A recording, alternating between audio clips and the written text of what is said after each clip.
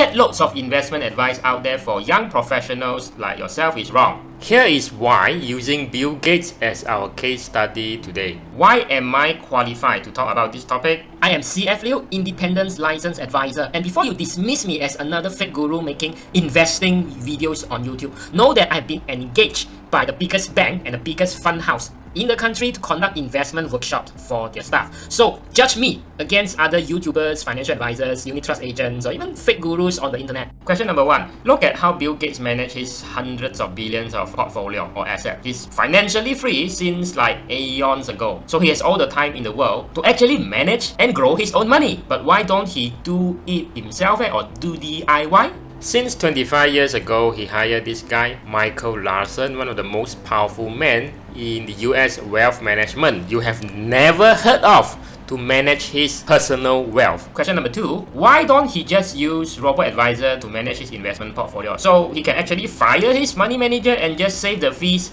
he's paying his fund manager every year. After all, this is the tech billionaire who live in a 66,000 square foot mansion with all the smart AI technology you can imagine. Is he stupid or what? Or maybe he knows some things that you do not. I can talk about the hidden problems when it comes to robo-advisor. Now check this video out if you have not done so already. Now question number 3. Why didn't Bill Gates go like diamond hands, only invested in Microsoft stocks, the company he himself founded? Now in fact, it was last known that he only owns around 1.3% of Microsoft shares, and that really forms insignificant portion of his entire investment portfolio, which you can see in this table. Question number 4. He can literally buy any stocks trading software or can afford to hire the best engineer software-wise in the world, which basically he is a software engineer himself, right? So that he can always use the software with the most advanced stocks trading algorithm that promise to always beat the market. Maybe like the one YouTube ad you just saw 5 minutes ago. If I have a stock software that always beat the market, or at least the odds are winning are much higher than the odds I will be losing in the stock market, I would actually love to sell this software to Bill Gates, and to Bill Gates alone, because he will be able to pay me a lot of money for this kind of software. Very easy, right? I just sell it to one person. Rather than trying to sell my stocks trading software to hundreds, millions people, Tom, Dick and Harry on the street, like some YouTube ads that you see. Question number 5. He can have access to anyone that he wishes, right? Inside and even outside of his social circles of millionaires and even billionaires friends, which means that he can actually have access or even buy insider information that you and I didn't even know about. But yet, his investment portfolio returns only averages around 11% per year for the past 20 years.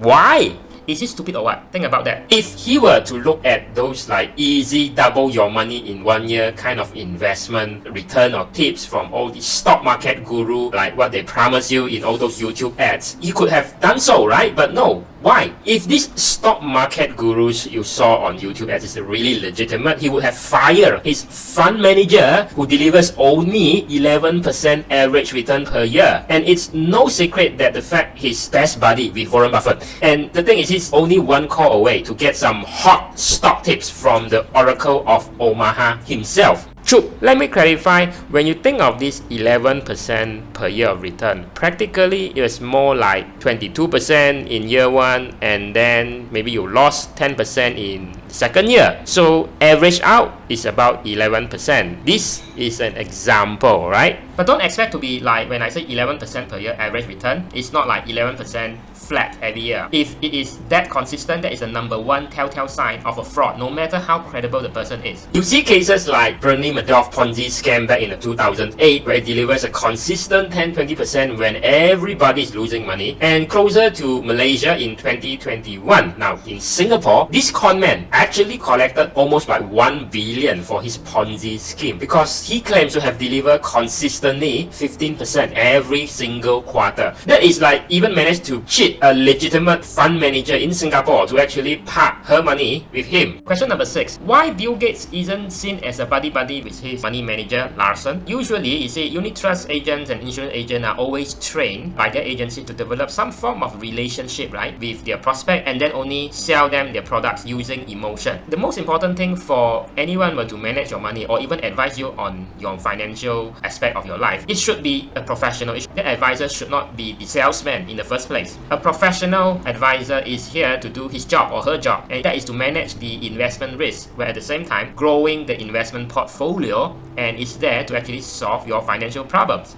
For wealthy people like Bill Gates, it's probably minimizing investment taxes because in the US, capital gain is taxable differently when you hold your investment for like less than 1 year or more than 1 year, right? Short-term, long-term capital gain. What? You think rich people don't have money problems, is it? No, they just have a different set of financial or money problems. As an independent advisor, I'm here to trigger you on the areas that you overlook. Now, we could be friends in the process, but I like to actually keep it professional. Now look, you may want an advisor who can be your drinking buddy or a shoulder to cry on if you have a breakup or a divorce.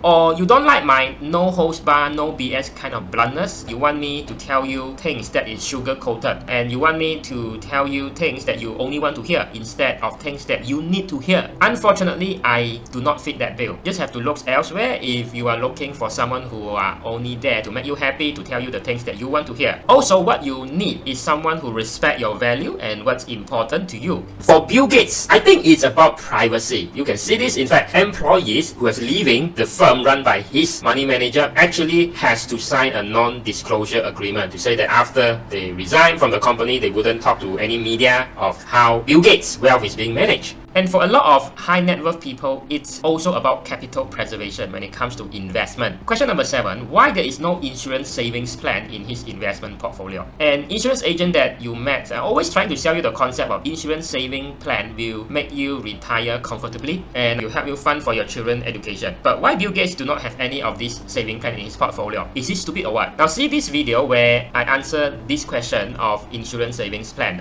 Why rich people don't use insurance saving plan as a form of investment. Question number 8, why didn't Bill Gates say that I accumulated my billions and generate passive income because I start investing in my early 20s? Then you have the wife of a former prime minister in an Asian country where she says she managed to buy cincin berlian because of this saving habit. Tabiat menabung sejak kecil. I would like to say that even menabung or saving habit would not get you there, and neither can stop investing. The truth that you don't want to hear is this, right? You need to hone a specific skill through your entire life, whether it's in your job or in your business, which you can be paid highly for that skill. In which I explain about it in length until Datuk Joey Yap also dropped by and left a comment in this video. So go watch it after this video ends. So you always have that confidence that your skill set is always in demand. You work in a corporate job, you can get paid highly for it. Now, if your skill set is not in demand in the corporate, maybe you could offer your skill set to people or other businesses that's willing to pay for it. Either that, or when you are really good and you still think that there's no company, say in Malaysia, that can pay for your skill set, then you just move overseas and find a similar position that can pay you 3 times more. For example, it's not uncommon for Malaysians to go to work in Singapore. The truth is, no one in this world can make you more money than yourself. Not any robo advisor, not any stock market guru. You yourself is the best money making asset. And here is all the insurance agent or unit trust agent or the bankers, property gurus trying to sell you things with emotion, right? Making you believe that they can actually make more money than the money that you can make yourself. By selling you insurance saving plan or asking you to use like loan compression, multiple submission in property investing. Don't buy into such BS when you are in your 20 or 30. The day when your investment make you more money than the money that you make in your 9 to 5 job or businesses is when you have accumulated enough asset after you are 40 or 50. So unless you are born with a silver spoon in your mouth,